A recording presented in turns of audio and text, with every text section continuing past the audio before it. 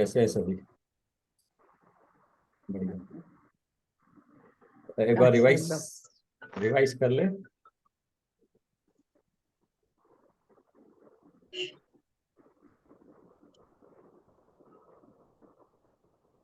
एक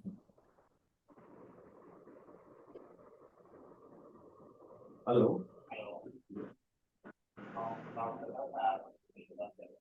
हाँ,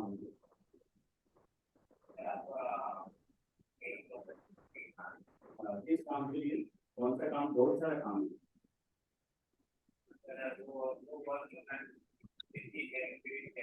हाँ हाँ, यस यस, सिडनी ब्रिज है और जो बाथरूम का भी है, बाथरूम में बाथरूम है। तो आप किसके लिए आ रहे हैं?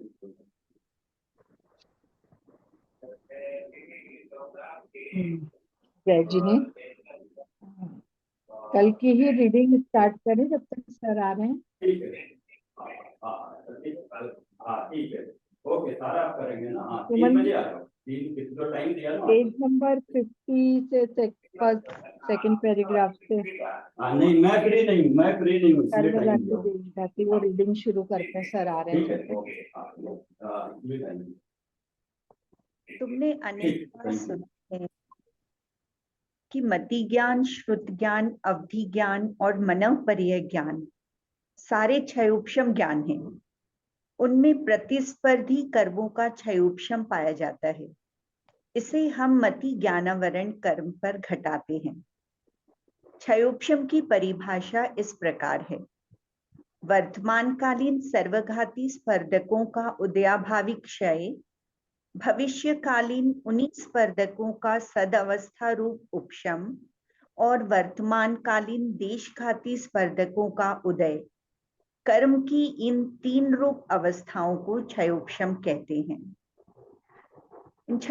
ये क्षयोपशम की परिभाषा को एकदम समझ भी लीजिए और लर्न बाय हार्ट कर लीजिए। पूरे जिनागम में, पूरे इसमें बहुत बार आएगी, तो इसको तो एकदम 3 लाइनों को एकदम माइंड में बिठाना भी है और रटना है अच्छे से। वो हो जाए तो ठीक है, नहीं तो भाव तो समझ में आना चाहिए, क्योंकि ये हर जगह काम इतना इजी हो जाएगा, पूरा बाकी का बचाव भी बहुत इजी हो जाएगा अगर ये हम समझ जाएंगे।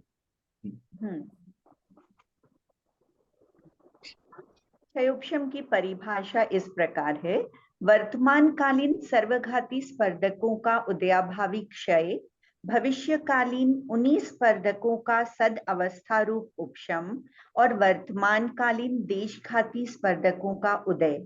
कर्म की इन 3 रूप अवस्थाओं को क्षयोपशम कहते हैं। वर्तमान में सर्वघाती स्पर्धकों का उदय नहीं होना ही क्षय कहलाता है। यहाँ क्षय का अर्थ सत्ता में से नाश नहीं है।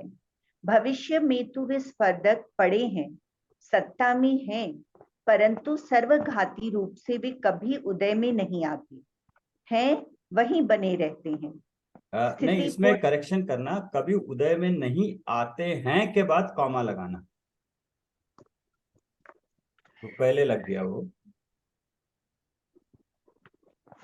कभी उदय में नहीं आते हैं, वहीं बने रहते हैं। स्थिति पूर्ण हुई हो तो देशघाती रूप होकर उदय में आते हैं। उनका उदीर्णा होकर उदय रूप न होना ही सद अवस्था रूप उपशम, अप्रशस्त उपशम कहलाता है। वर्तमान में उदय देशघाती स्पर्धकों का होता है। देशघाती कहते ही उसे हैं जो पूरा घात करने में समर्थ नहीं है।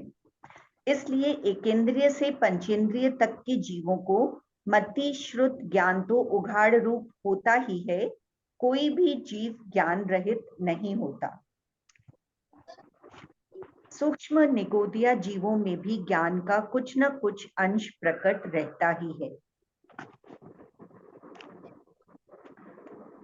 तुम पूछोगी, अभी अभी आपने अवधि ज्ञानावरण कर्म को देशघाती प्रकृति कहा था, तो हमें अवधि ज्ञान प्रकट क्यों नहीं है?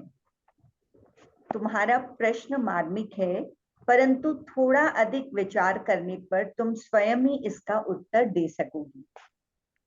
देखो, हमें अवधि ज्ञान प्रकट नहीं है, यह हमारी योग्यता से प्रकट नहीं है, इसका पहले स्वीकार करो। अब रही कर्म की बात। अवधि ज्ञानावरण में जो सर्वघाती स्पर्धक हैं, शैल, अस्थि, दारू का बहुभाग वाले स्पर्धक हैं, उनका अभी उदय चल रहा है, इसलिए अवधि ज्ञान प्रकट नहीं है। यह हमारा औदैहिक अज्ञान है। अब जिन जीवों के अवधि ज्ञान प्रकट है, उनके शैल, अस्थि और दारू बहुभाग वाले स्पर्धकों का उदयाभावी क्षय है। भविष्यकालीन उन्हीं स्पर्धकों का सदवस्था रूप उपशम है और लता भाग वाले स्पर्धकों का उदय है। यह उनका क्षयोपशमिक अवधि ज्ञान है। यहाँ पे रितु जी समझ में आ रहा है, ये कुछ ये सेम अप्लाई किया है। ये उनके सर्वघाती का उदय है, बहुभाग वाले उदय भाविक, ये इसके पे घटा के बताया है। तो हम इस पे अभी ज्यादा नहीं करते हैं। क्षयोपशम की परिभाषा देखिए इससे, और इसको अभी यहीं रहने देते हैं। हमें क्षयोपशम के जो देखी उसके जो समझ में आया, सर्वघाती स्पर्धक को किसी भी तरह से वर्तमान में या भविष्य में, इस वर्तमान काल में, वर्तमान काल वाले और भविष्य वाले उदय में आने योग्य नहीं बनाना। और जो एक देश घाती है, उनको जो है सो उदय में वो आ रहे हैं और उस रूप होके आ रहे हैं, तो देश घाती प्रकृति उदय में आ रही हैं, तो उसको क्षयोक्षम कहते हैं। इतना अगर मोटा मोटा समझ में आ जाएगा तो बार बार रिपीट करके अपने आप आएगा। ठीक है। बाकी ये एक और बताया, सूक्ष्म निगोदय जीवों में भी ज्ञान का कुछ न कुछ अंश प्रकट होता ही है। सूक्ष्म निगोदीय जीव इसलिए कहते हैं कि उनको सबसे कम, सूक्ष्म निगोदीय अपर्याप्त जीवों को सबसे कम ज्ञान होता है, बट फिर भी उनको ज्ञान होता है, मति शुद्ध ज्ञान। उनका भी मति ज्ञान के सर्वघाती स्पर्धक देशघाती रूप प्रकट होके उदय में आते हैं, तो ज्ञान तो उनको भी रहता है। हमें ये अवधि ज्ञान मनपर्याय ज्ञान नहीं है, उसको भी घटा के बताया है, इसको भी रहने देते हैं। तो इसके बाद पढ़ते हैं, आज इसको एक बार पढ़ ही लेते हैं पूरा। हाँ ठीक है। सर अवधि ज्ञान में भी बिल्कुल क्लियर ही इन्होंने लिखा है कि अभी सर्वघाती का उदय है, मतलब उसमें भी जो शैल, अस्थि और दारू वालों का उदय है, इसलिए हमें अवधि ज्ञान नहीं है। बिल्कुल मतलब इसमें yes, क्लियर ही किया हुआ हाँ है इन्होंने। यस। हाँ, इसमें अभी सर्वघाती की बजाय वो तीनों के नाम लिख दिए, शैल, अस्थि और हाँ दारू का बहुभाग वाले स्पर्धकों, जो कि सर्वघाती हैं। ठीक है, ओके। ये लता भाग वाले स्पर्धक भी मंद से तीव्र तक अनेक हैं। यदि उनमें से तीव्र अनुभाग यानी अधिक आवरण का उदय होगा, तो कम शक्ति वाला अवधि ज्ञान प्रकट होगा। यदि उनमें से तीव्र अनुभाग यानी अधिक आवरण का उदय होगा, तो कम शक्ति वाला अवधि ज्ञान प्रकट होगा। हाँ, अभी ये तो यदि मोटे मोटे चार भाग बताया कि इस तरह से होते हैं, बट एक भाग में भी इतने अनंतानंत वैरायटीज होती हैं कि एक लेवल का उसके ऊपर दूसरा, तीसरा, चौथे लेवल का, तो हर एक जीव के उस समय के उदय पे कितना है, आवरण कितना है, उदय कितना, उस हिसाब से उसको अवधि ज्ञान होता है। तो इसलिए मति ज्ञान, श्रुति ज्ञान के भी बहुत सारे वैरायटी स्थान कहते हैं कि हर एक की जो इंटेंसिटी है, वो छोटी घड़ी सबको बोल तो देंगे मति ज्ञान, लेकिन हर एक की अलग अलग अलग अलग होगी, डिफरेंट होगी। तो उसको यहाँ पे क्लियर किया, जिसको कम शक्ति वाला अवधि ज्ञान प्रकट होगा, मतलब आवरण अधिक, आवरण है तो आवरण अधिक है तो ज्ञान कम है, अवधि ज्ञान।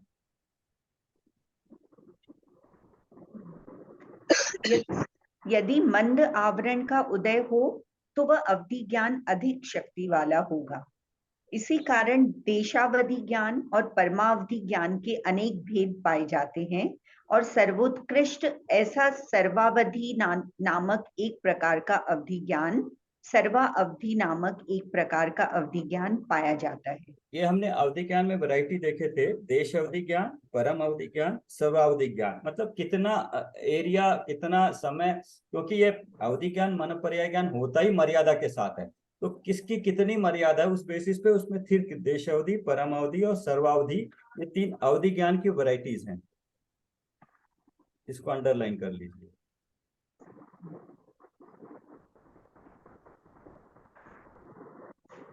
ठीक है।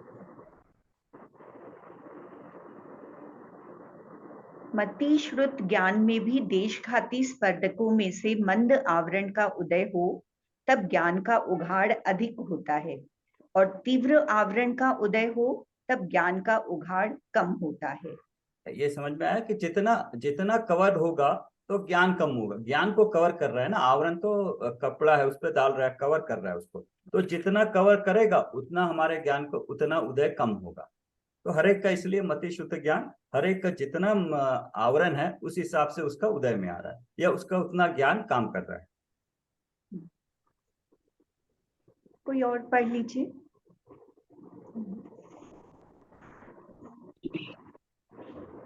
मैं पढ़ूं सर? हाँ पढ़िए। अच्छा, आपका एक ये था ना कल का जो था कि तत्व ज्ञान पूर्वक आत्मानुलब्धि, मतलब तत्व ज्ञान करते हैं, स्वाध्याय करते हैं, तो विकल्प तो कल तो कोशिश करी थी, अगर आपको समझ में आया तो एक और सिंपल उदाहरण वही लड्डू का ले लीजिए। आपने पूरा लड्डू जानने का, रेसिपी जानने की पूरी पूछ ली, कर लिया, लड्डू बना लिया, कर लिया, और आपने अभी लड्डू बना भी लिया मतलब प्रोसेस भी कर रहे हैं और बन भी गया। बट जब तक आप उसका एक तो बनाते वक्त जब सब पूछोगे तब आप पूरी डिटेल पूछोगे, कैसे बनेगा, कौन कौन से आइटम लगेंगे, कितना टाइम लगेगा, कितना मीठा नहीं मीठा, पूरी डिटेल आप रेसिपी पूरी जानकारी प्राप्त करोगे पूरी की पूरी, और बनाते वक्त भी पूरा ध्यान उपयोग लगा के बनाओगे। लेकिन बनने के बाद जब आप उसको खाओगे, जब खाओगे, वेदन करोगे, तब वो वेदन में आपका सिर्फ वेदन होगा, मिठास का, उसका लड्डू का एक सुख का वेदन होगा। उस वक्त आपको भेद कर करके नहीं आएगा कि इसमें बेसन पड़ा है, नमक पड़ा है, मिर्च, पूरों का सबका मिला के एक अनुभूति होगी। तो अनुभूति से पहले आपने जितना कार्यक्रम किया वो सारा अभी कुछ भी नहीं है। वो जो अभ्यास, जो जानकारी आपने ली पूरी की पूरी, तत्व ज्ञान को जानने की जितनी भी जानकारी, अभ्यास, प्रयास, स्वाध्याय किया, उन सब का फल जाके आपको वेदन में मिलेगा। तो वो वेदन के वक्त में ही निर्विकल्प होंगे। बट प्रोसेस पूरी होगी आपका, वो कब होगा वेदन, जब आप इसको, जब आपका पुरुषार्थ इतना हो जाएगा कि श्रद्धा आपकी, मैं हूं की श्रद्धा पूरी हो गई, तो आपको सम्यक्त हो जाएगा। तो उसके लिए जितना भी पहले भेद रूप भेद कर करके ज्ञान तो लेना ही है, तत्व ज्ञान तो चाहिए ही, चलता भी रहेगा। इवन उसके बाद भी, सम्यक के बाद भी भेद विज्ञान चलता रहता है, 12 भावना चलती रहती है, क्योंकि उसके बाद तो बढ़ जाता है। क्योंकि उसको बाद तो कहते हैं कि एक बार खून लग गया मुंह को, अच्छा लग गया सुख, तो जीव बार बार उस ओर जाने की कोशिश करता है। इसलिए इस कारण से उसके बाह्य के जितने निमित्त है वो अपने आप छूटते जाते हैं। जितने भी कषाय विषय के है, इंद्रियों के विषय हैं, वो अपने आप घट जाते हैं। क्यों? क्योंकि उसको उससे ज्यादा आनंद किसी और चीज में मिल रहा है, उसको उन चीजों का आनंद हट गया अभी, तो उसकी निवृत्ति नहीं करने की भावना रही नहीं, वो उस तरफ जाता ही नहीं है, वो अपने में वापस आने की कोशिश करता है। मुनि महाराज भी भिक्षा के लिए जाते हैं तो इतनी जल्दी में जाके इतने सारे नियम लेके जा सकते हैं कि वापस आके मैं अपने स्वभाव में विसरू, जितना समय मिला है मैं अपने स्वभाव की ओर, क्योंकि उसमें उनको आनंद आता है। तो इसलिए किसी बाह्य चीज को छोड़ना, करना, कर्मों को हटाना, ये क्वेश्चन फिर बाद में रह ही नहीं जाता है। जैसे ही हम, ये इन्होंने भी आज क्वेश्चन पूछा था कि कर्म ऐसे हो रहे हैं हमारे, हमें कैसे पता चलेगा? ये पता तो हमें ज्ञान से ही चलेगा कि ये हो रहा है। और कोई भी कर्म तो दिखाई नहीं देता, कर्म का परमाणु नहीं दिखाई देता, मैक्सिमम में शरीर दिखाई देता है, संयोग दिखाई देता है। उस आधार से हम कुछ कह सकते हैं, लेकिन उसको सबको एक तो पहले जितना भी कहते हैं अपना पूरा ज्ञान लगाना, तर्क लगाना, अनुमान लगाना, फिर अपना विवेक लगाना, अपना विवेक से अपना निर्णय करेंगे तब होगा। इसलिए शास्त्र में जो भी दिया है, पहले तो इसलिए कुछ भी कर्म के परमाणु दिखाई नहीं देता, करना नियोग जितना भी है वो सारा मानने वाली चीज है। 16 स्वर्ग है, एक स्वर्ग में दिखाई नहीं देता, 7 नरक नहीं दिखाई देते हैं। तो आप बोलेंगे कि उसको माने, तो माने कैसे? कर्म दिखते नहीं है, कर्म उदय में आ रहे हैं और कर्मों में एक क्षोभक्षम हो रहा है, दिख नहीं रहा है, कैसे है?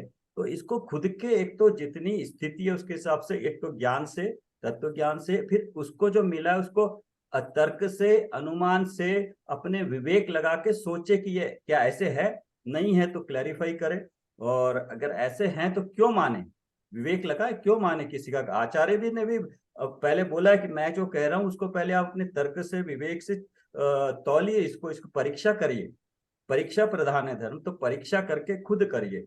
उसके बाद अल्टीमेटली तो सारी बातें सर्वज्ञ से आई है। अगर इन बातों पे कोई भी हमें डाउट होता है तो हमारी बेसिक फाउंडेशन सर्वज्ञ की सर्वज्ञता पे डाउट आ जाता है। और जब सर्वज्ञता की डाउट आ गया तो हमें फिर कोई भी अनुयोग कि क्यों है, कैसा है, मेरे को दिखता नहीं है, तो वो तो सारी चीजें हम शुरू में करके आ जाते हैं। क्यों? क्योंकि जब बोलते हैं आत्मा है या नहीं है इसमें ही डाउट हो गया, तो फिर आप आगे बढ़ोगे कैसे? तो वहां शुरू शुरू में ही बताते हैं कि जब जीव मर जाता है तो हम देखते हैं दूसरा जीव मर जाता है, अच्छा खासा था, शरीर वहीं पड़ा है लेकिन अभी हिलडुल नहीं रहा। तो वो सारे एग्जाम्पल दे के पहले ही बता दिया कि ये जीव है और जीव को कर्मों का संयोग है। पूरा मोक्ष मार्ग प्रकाशक में यही बताया कि कैसे डॉक्टर और उसका वैद्य का और बीमारी एक रोगी का उदाहरण लेके बताया कि हमको बीमारी है, पहले मानो तो सही, और बीमारी किस तरह की है, क्यों है, और मैं बीमार हूं, मैं ठीक होना चाहता हूं। ये सारी उन्होंने इतने एग्जाम्पल देके बताए हैं कि तब हमारा कोई डाउट नहीं रह जाता कि हाँ मुझे कर्मों की बीमारी है, दुख है, किन कर्मों के कारण है और उन कर्मों को और क्यों है। उन्होंने नब्ज पकड़ के बताया कि कल तुमने कुछ खाया था, ये खाया था इसलिए आज तुम्हारा पेट खराब है, तो तुमने कर्म किए थे इसलिए, तो तब जीव को विश्वास आता है। तो वहां से हमारा विश्वास आता है कि कर्मों का उदय हो रहा है, उनके कारण मैं दुखी हूं, इनसे छूटने का उपाय मुझे ढूंढना है, और उपाय ये है, और उपाय अगर मैं ये करूंगा तो कर्मों से छूटूंगा। ऐसे कई सारे अनंत जीव कर्मों से छूटे हैं। तो इस हिसाब से अगर हम सोचेंगे, हमारी विचारधारा रहेगी, तो फिर हमें डाउट नहीं होगा कि हम क्यों पढ़ रहे हैं, क्या कर रहे हैं, या कर्म दिख रहे हैं नहीं दिख रहे हैं, हो रहा है या नहीं हो रहा है। सर मतलब निचोड़ इसका यही है कि हम तत्व ज्ञान लें, स्व पर में भेद करें। जब हमें स्व में आनंद आने लग जाएगा तो पर अपने आप छूटेगा, मतलब हमें यस। उसमें आनंद ही आएगा। हाँ, मतलब ऐसे नंबर। छोड़ने की, बाह्य वस्तुओं को छोड़ने, मतलब पर को छोड़ने की जरूरत नहीं पड़ेगी। जब हम स्व में इतने आनंदित होंगे कि हम पर अपने आप छूटेगा। हाँ, पॉइंट यह है कि स्व माना है लेकिन स्व का भी आनंद अभी इमीडिएटली मिलता नहीं है, मिल भी अभी नहीं रहा। नहीं, हाँ। तो हाँ, उस पे भरोसा नहीं आता। तो भरोसे के लिए थोड़ी मेहनत करनी पड़ेगी कि स्व पे आना पड़ेगा, देखना पड़ेगा कि ये जो जानने वाला है, देखने वाला है, मैं हूँ। ये कई तरीकों से, तर्क से, ध्यान से बैठ के, एकदम ध्यान तो लगेगा नहीं, आत्मानुभूति होगी नहीं, पूरा अभ्यास चाहिए। तत्व ज्ञान के बाद, स्व पर का भेद विज्ञान के बाद, स्व के बारे में जितना ध्यान बैठना पड़ेगा, चिंतन, ये सारे जो है 5 लब्धि में भी चिंतन है, स्वाध्याय के बाद भी चिंतन है। चिंतन अपना जरूरी है, बिना चिंतन किए तर्क वितर्क में, तर्क वितर्कों से उसमें उलझने की बजाय अपने पे हम अभ्यास करें, प्रैक्टिस करें, तत्वज्ञान प्राप्त करें, तो उससे क्या होगा, एक भरोसा अपने आप आएगा, है मैं हूं करके। नहीं तो फिर कोई कितना भी बताए, आपका ध्यान कि उसको नकारने में जाएगा, ये क्यों नहीं है, ये क्यों नहीं है, ये क्यों नहीं है। तो इसलिए अगर हम अपने आप पे तत्व ज्ञान प्राप्त करके प्रैक्टिस करें, थोड़ा प्रैक्टिस करें, तब जाके थोड़ा बहुत लगे कि हाँ है, ये मैं हूं करके, है हूं लेकिन उपयोग में नहीं आ रहा हूँ, या मेरा भी श्रद्धा में नहीं आ रहा हूँ मैं अपने आप का, तो वहां से बात बन सकती है। गंधर का भी एक था आगे पर्पस।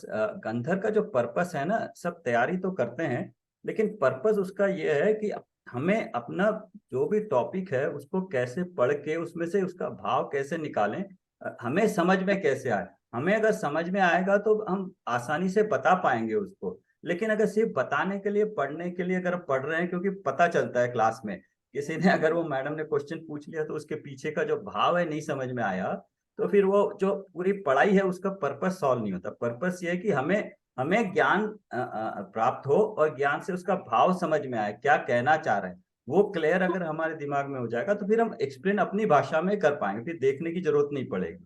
चाहे फिर हम कौन से भी वर्ड्स भी यूज कर लें, वर्ड्स तो वही यूज करने पड़ते हैं, लेकिन उसको जब अपनी भाषा अपनी समझ के बोलेंगे तब अलग ही एक तरह का एक भाव आता है, समझ में आता है, दूसरों को भी समझ में आता है कि इन्हें समझ में आ गया। तो उस पर्पस से अगर गंधर और भाववासन करेंगे तो फायदा हमें ही होगा कि उस पॉइंट के बारे में हमें क्लैरिटी आएगी पूरी। नहीं हो तो फिर डाउट पूछ के क्लियर करें।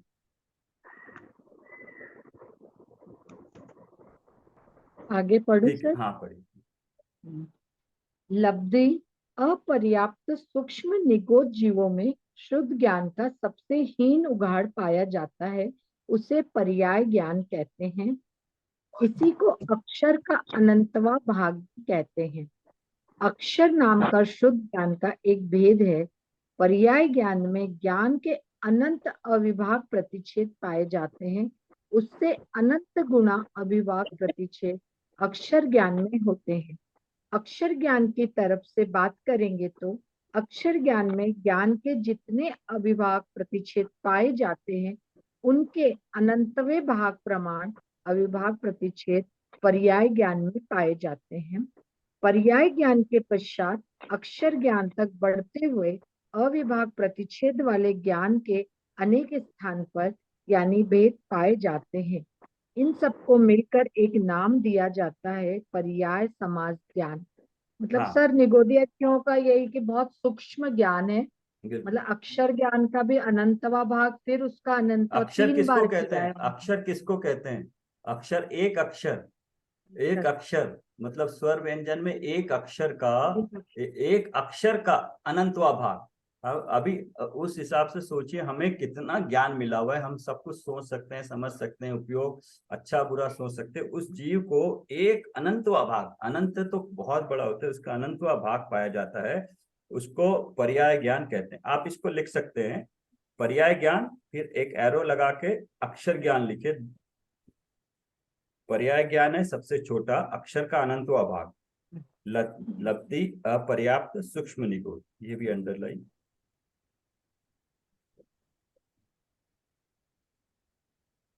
पर्याय ज्ञान एरो लगा के अक्षर ज्ञान, और बीच में लिखिए दोनों के बीच में जो होता है पर्याय समास ज्ञान।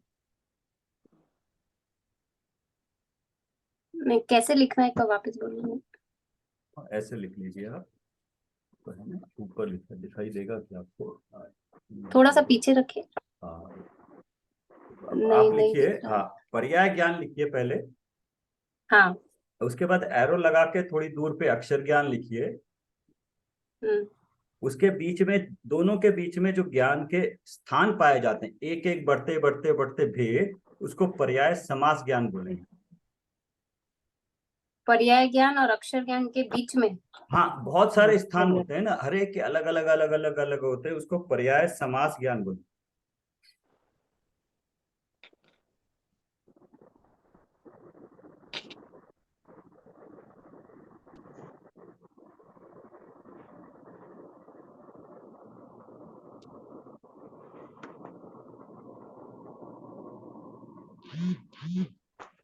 पर्याय ज्ञान हुआ जो सबसे जैसे आपने बोला अभी अक्षर का अनंत हुआ इसको भाग, उसको हाँ, पर्याय ज्ञान बोलते हैं। अभी इसको एक बार फिर से पढ़ लीजिए बिल्कुल, अभी सुनिएगा ध्यान से।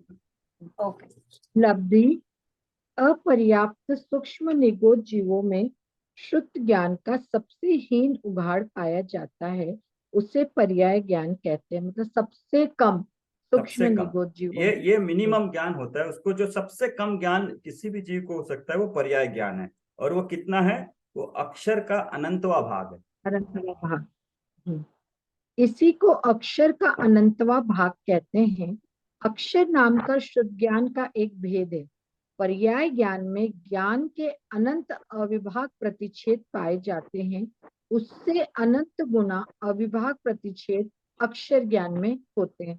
मतलब पर्याय ज्ञान का भी सर अनंत अविभाग लिया है इन्होंने, और फिर उसके अनंत गुना, मतलब 2 बार अनंत अनंत से डिवाइड किया है। इसमें बताया कि एक एक अक्षर में जो अविभाग प्रतिच्छेद होते हैं ज्ञान के, वो अनंत होते हैं, उसका अनंतवा भाग पर्याय ज्ञान है। अक्षर ज्ञान की एक सेकेंड, ज्ञान के अविभाग प्रतिच्छेद मतलब क्या हुआ? मतलब अविभाग प्रतिच्छेद तो ये हुआ ना कि फल देने की शक्ति को जो मेजर करते हैं, राइट? उसमें कितने अविभाग प्रतिच्छेद है? अनंत। ज्ञान में एक ज्ञान में एक अविभाग प्रतिच्छेद नहीं होगा ना, उसमें फल देने की शक्ति कभी भी, जैसे परमाणु एक नहीं होता है, अविभाग प्रतिच्छेद भी एक नहीं होता है, मिनिमम ही अनंत होते हैं। देखिए लब्धि पर्याप्त में अनंत होते हैं। वो अनंत कितने हैं? एक अक्षर में जितनी शक्ति है ना अविभाग प्रतिच्छेद जानने की, जो हम बोल रहे हैं, उतना अविभाग प्रतिच्छेद अक्षर है, उसके अनंतवा भाग जो है सो पर्याय ज्ञान में। अविभाग प्रतिच्छेद ज्ञान हुआ, ज्ञान का अनंतवा भाग है, उसको अविभाग प्रतिच्छेद के हिसाब से अभी नापना है ना, उसको कितने हैं। ये तो सामान्य बोल दिया पर्याय ज्ञान या अक्षर बोल दिया, बट उसमें अभी अविभाग प्रतिच्छेद कितने हैं, क्वांटिटी कितनी है, अनंत है। हाँ, तो वो अक्षर में अनंत है, उसका अनंतवा भाग पर्याय ज्ञान में ज्ञान के अनंत अविभाग प्रतिच्छेद पाए जाते हैं, उससे अनंत गुना। मतलब अभी ये पर्याय ज्ञान की ओर से अक्षर में देखेंगे तो अनंत गुना होगा, अक्षर से उल्टा देखेंगे पर्याय ज्ञान में तो अनंतवा भाग होगा। 1 रुपये में 1 रुपये 1 पैसे की तरफ से देखेंगे तो 1 रुपया 100 गुना है, और 1 रुपये में देखेंगे 1 पैसा कितना है, 1/100 भाग है 1 पैसा। राइट। तो दोनों अपेक्षा से बता रहे हैं, पर्याय ज्ञान की अपेक्षा से बता रहे हैं अक्षर कितना आगे का है, कितने पर्याय, और अक्षर के हिसाब से पर्याय ज्ञान कितना छोटा है। ठीक है। अक्षर ज्ञान की तरफ से बात करेंगे तो अक्षर ज्ञान में ज्ञान के जितने अविभाग प्रतिच्छेद पाए जाते हैं उनके अनंतवे भाग प्रमाण अविभाग प्रतिच्छेद पर्याय ज्ञान में पाए जाते हैं। पर्याय ज्ञान के पश्चात अक्षर ज्ञान तक बढ़ते हुए अविभाग प्रतिच्छेद वाले ज्ञान के अनेक स्थान पर यानी भेद पाए जाते हैं। उन सबको मिलकर एक नाम दिया जाता है पर्याय समास ज्ञान। अभी जैसे जो 1 हमने पैसा बीच में बोला, लिखा है। 1 पैसा बोला, 1 पैसा बोला गेट बंद और करना 1 है। रुपया बोला, पानी पी लेना पूरा। हाँ 1 पैसा बोला मिनिमम, और 1 रुपया बोला जिसमें पानी 100 पी लेना, पैसे हैं। ठीक। तो ये तो बता दिया अक्षर इज इक्वल टू 100 पैसे 1 रुपया, और पर्याय ज्ञान बता दिया 1 पैसा। अभी 2 चीज बता दी, दोनों के बीच में जो है जितने भी स्थान है, 2 पैसा 3 पैसा 4 पैसा, वो तो हमारे हिसाब से गणित में देखोगे तो 2.00100 अनंत भाग हो जाएंगे। इस तरह करोगे तो 2.1 2.2 2.01 2.001 ऐसे और भी भाग करेंगे, अनंत भाग हो जाएंगे। उन सबको मिला के एक बोल दिया पर्याय समास ज्ञान। मतलब पर्याय समास ज्ञान लब्धि या पर्याप्त सूक्ष्म निगत जीव का जितना ज्ञान से लेके एक अक्षर ज्ञान के बीच में जितना ज्ञान हो सकता है, मतलब उतने सारे जीव और हैं कि उनको उस प्रकार का ज्ञान हो सकता है, वो बढ़ता हुआ है। पर्याय ज्ञान से बढ़ता हुआ ज्ञान अक्षर ज्ञान तक, उसको पर्याय समास ज्ञान कहेंगे। जीव का पर्याय ज्ञान जितना ज्ञान तो रहेगा ही, सर्वथा ज्ञान रहित कोई जीव हो ही नहीं सकता, इसका अर्थ समझ लो। हमें जितना जितना या जिन जिन पदार्थों संबंधित ज्ञान पाया जाता है उसके उतने ही आवरण करने वाले ज्ञानावरण कर्म पाए जाते हैं। तुम जर्मन भाषा नहीं जानती तो तुम्हारे जर्मन भाषा ज्ञानावरण कर्म का उदय चल रहा है। अब यदि तुम जर्मन जानने लगो तो वहां ज्ञानावरण का उदय नहीं है। पढ़ो आगे से। हाँ, इसका समझ में आया। किसी वक्त अभी जिस आवरण का उदय है, हो सकता है बाद में जाके वो आवरण हट जाए, जरूरी नहीं है कंटिन्यूस, इसलिए चेंज होता जा रहा है। ये फिर ज्वाइन कर लेंगे। ओके, तो अगर समय समय के हिसाब से ज्ञान का आवरण चेंज हो रहा है, यहाँ समझ में आ रहा है कि ये पूछा था संगीता जी ने, हाँ, कि कैसे ज्ञान हमें पता चले कि ज्ञान का आवरण हट रहा है, घट रहा है, बढ़ रहा है। ये एग्जाम्पल है कि अबे हमें कोई चीज का ज्ञान नहीं है। यहाँ एक भाषा लिया, जर्मन भाषा का लिया एग्जाम्पल।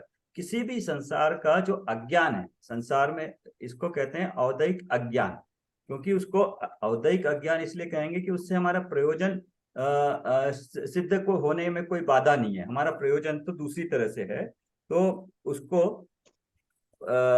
औदैहिक अज्ञान कहेंगे। तो जर्मन भाषा का नहीं आना हमें औदैहिक अज्ञान है, लेकिन प्रयोजनभूत बातों का ज्ञान नहीं होना वो तो अलग चीज है। वो कुज्ञान में आ जाएगा फिर, अज्ञान और कुज्ञान। कुज्ञान में मतलब प्रयोजनभूत बातों का हमें ज्ञान है या नहीं। अज्ञान है, संसार में लौकिक चीजें हैं, किसी का होता है किसी का नहीं। लेकिन अभी उदय चल रहा है जर्मन भाषा का या फ्रेंच भाषा का, हमें ज्ञानावरण चल रहा है, नहीं आता है।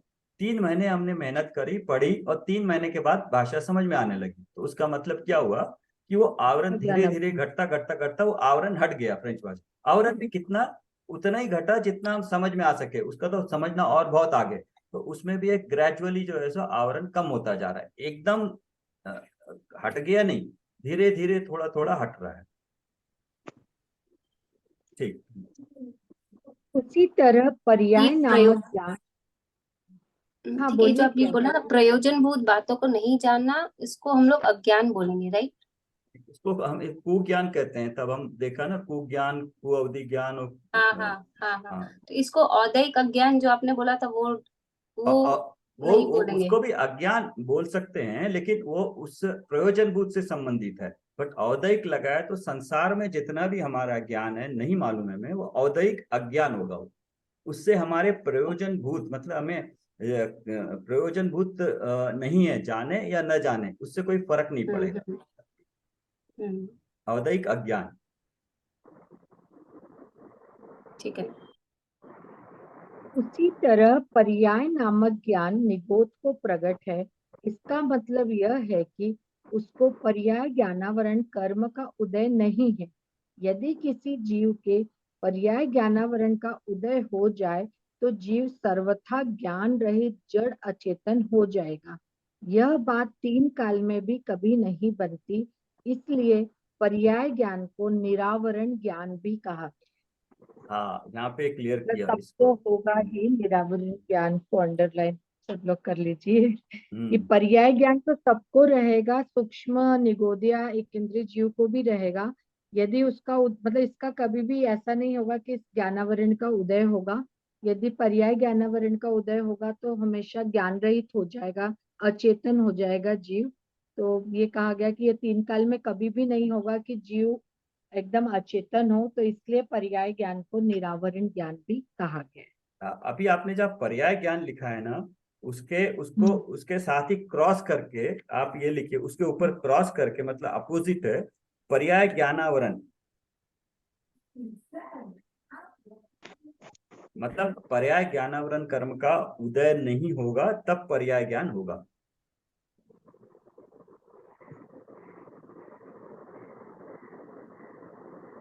किसके ऑपोजिट बोल रहे हैं? जहां पे पर्याय ज्ञान लिखा है ना, हाँ पहले लिखा था ना पर्याय ज्ञान हाँ एरो हाँ के हाँ साथ है, तो पर्याय ज्ञान के हाँ। साथ आप एक ऊपर ही क्रॉस करिए, मतलब क्रॉस का मतलब पर्याय ओके। तो ज्ञानावरण नहीं है दिखाने, ऊपर पर्याय ज्ञानावरण लिखिए, उसके साथ पर्याय ज्ञानावरण करके क्रॉस कर दी, क्रॉस लिखिए कि मतलब पर्याय ज्ञानावरण का उदय नहीं है। आइए अपनी भाषा में लिख लीजिए। हम्म, उसको क्रॉस करके लिखा, अब नीचे उसको इजिकल टू लिख के निरावरण ज्ञान भी लिख दीजिए, तीनों पॉइंट एक साथ एक जगह आ जाएंगे। आप पर्याय ज्ञान का क्या नहीं है, पर्याय ज्ञानावरण नहीं है, क्रॉस करके ऊपर लिख दीजिए, और पर्याय ज्ञान को इजिकल टू कर दीजिए कि निरावरण ज्ञान भी कहा है।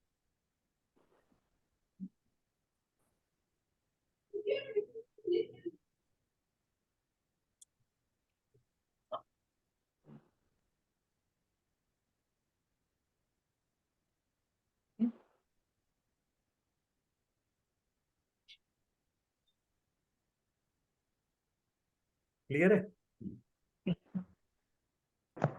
तो काफी अब मेरे प्रश्न। हाँ हाँ जी बोलिए। काफी मैम समझने के लिए एकाग्रता चाहिए थी, उपयोग पूरा चाहिए होता है, समझ में आता है तो अच्छा लगता है। तो किसी को समझ में नहीं आ रहा है, इंदिरा जी या कुसुमलता जी? हाँ तो पूछ लीजिए, मतलब ना, मतलब तीनों वर्ड पता लग गए, निरावरण ज्ञान, पर्याय ज्ञानावरण कर्म और पर्याय ज्ञान, मतलब तीनों का कॉन्सेप्ट क्लियर हो गया। इंदिरा जी, कुसुमलता आंटी। जी बस बढ़िया है, फिर आप उपयोग नहीं होता है। बताइए हुआ। फिर। हाँ आप एक्चुअली अभी। मेरे को भी इतना, मैंने कभी आपके जो कोटेशन से इतना डीप में इस तरह से मैंने एनालिसिस नहीं किया, यहाँ मुझे करने का मौका मिल रहा है, इतना डीप में पढ़ने का समझने का और मौका मिल रहा है। कुसुमलता जी आप बताइए ना तीनों का। अपने तीनों आपने क्या ज्ञान जो समझा, बताए हैं। फिर इंदिरा जी डिस्क्राइब करते हैं फिर। ये पर्याय समझ में तो ज्ञान आया का बताइए। हाँ, आपको जैसे समझ में आए उस हिसाब से बताइए। समझ में आना जरूरी है, जो लिखा है वो उस लैंग्वेज जरूरी नहीं है। आपको भाव समझ में आया है क्या? हमें ज्ञान है, हमारा ज्ञान कुछ लेवल का है, किसी और बच्चे का ज्ञान कम है, और कोई ऐसा जीव भी है जिसको इतना ज्ञान है कि उससे ज्यादा ज्ञान कम हो ही नहीं सकता। उस ज्ञान को क्या कहते हैं और वो किसको होता है? कोई भी जीव बिना ज्ञान के नहीं हो सकता। जैसे ज्ञान निकल गया वो जीव नहीं रहेगा, तो ऐसा हो नहीं सकता। क्यों? क्योंकि एक द्रव्य दूसरे रूप द्रव्य रूप नहीं हो सकता। ये भाव आपको समझ में आएगा। आप इसको समझ हर रहे हैं जीव तो आप बता सकते हैं क्या? थोड़ा बहुत ज्ञान तो हर जीव को होता ही है। हाँ, एग्जैक्टली, ये अच्छी बात बोली। Point number 1। तो आप, मेरे को भी कुछ ज्ञान है, यस, आप बोलिए मेरे को भी कुछ ज्ञान है अभी, मति शुद्ध ज्ञान है। हाँ, हाँ, ऐसे ही कई सारे ऐसे जीव भी हैं जिनको मेरे से ज्ञान बहुत कम कम कम कम होके कहाँ तक कम हो सकता है? किस कुछ जीव को अंश कम? रहेगा। हाँ, एक अंश रहेगा। वो जीव कौन सा है? उसको क्या बोलते हैं क्या जिसको बोलते एक? हैं? हाँ? वो निरावरण हो जाएगा। निरावरण। नहीं, पर उस जीव को क्या बोलते हैं? वो जीव का कौन सी अवस्था होती है? निगोद। निगोद। निगोद में भी कौन सा? अभी यह पर्याप्ति अपर्याप्ति नहीं पढ़ा है। अपर्याप्ति जो है ना, जो पर्याप्ति मतलब पूरी अपर्याप्त जीव। हाँ, अपर्याप्त, उसको पूरी इंद्रिया नहीं हो उस वक्त उसको सबसे कम उघाड़ होता है। तो लब्धि अपर्याप्त, सूक्ष्म, सूक्ष्म लिया है, बादर नहीं। बादर बादर के अगेंस्ट में सूक्ष्म जीव लिया है, सूक्ष्म जीव लिया है उसको निगोद जीव। ऐसे निगोदिया जीवों को सबसे कम ज्ञान होता है। वो ज्ञान में कितने अविभाग प्रतिच्छेद होते हैं? अक्षर, अक्षर मालूम है? एक अक्षर किसको बोलते हैं? अ को अक्षर बोलेंगे, आ को अक्षर बोलेंगे। का अक्षर का भाव भी उसको समझ में नहीं आएगा, उसका भी अनंतवा भाग उसको समझ में आएगा। बट थोड़ा सा। होता इतना ज्ञान है कि कोई निगोद से निकल के उसी अवस्था में अरंत भी बनता है। इतना पुरुषार्थ हमने पढ़ा है ना, कई सारे इनके मरुदेवी माता का उदाहरण है। हाँ, कई सारे वो उस अपेक्षा से देखिए निगोद से निकल के भी जाते हैं, वो भी है। तो निगोद कोई वो नहीं है, बट उसमें इतना ज्ञान होता है बस। ज्ञान तो होता है, सबसे कम ज्ञान होता है, अक्षर का अनंतवा भाग होता है। और ऐसे बढ़ते बढ़ते बढ़ते बढ़ते जो एक अक्षर का ज्ञान जिसको हो जाए, उसमें जितने अविभाग प्रतिच्छेद होते हैं उस वो पर्याय ज्ञान से अनंत गुणा होते हैं। अनंत मतलब बहुत, मतलब इतने सारे बीच में स्थान हो सकते हैं। 1 रुपया में 1 पैसे से लेके 100 पैसे हैं, तो बीच में कितने पैसे हो सकते हैं? 2 पैसा, 3 पैसा, 4 पैसा, ये भी तो पैसे हैं ना। उसका सिक्का नहीं मिलना अलग बात है, लेकिन वैल्यू तो है ना उसकी। तो इतने कैसे भाग हो सकते हैं? पर्याय ज्ञान और अक्षर ज्ञान के बीच में बहुत सारे ज्ञान हो सकते हैं, उसको बोलते हैं पर्याय समास, जो आपने लिखा है, बीच वाले ज्ञान। बीच वाले ज्ञान। ठीक है, पढ़िए, और कोई पढ़िए। हाँ, मैं पढ़ूं। हम्म। हाँ, जीव ठीक का है। पर्याय ज्ञान ये हो गया। हाँ, तो पढ़ के। अब मेरे हाँ, यस। हाँ, तो अब मेरे प्रश्न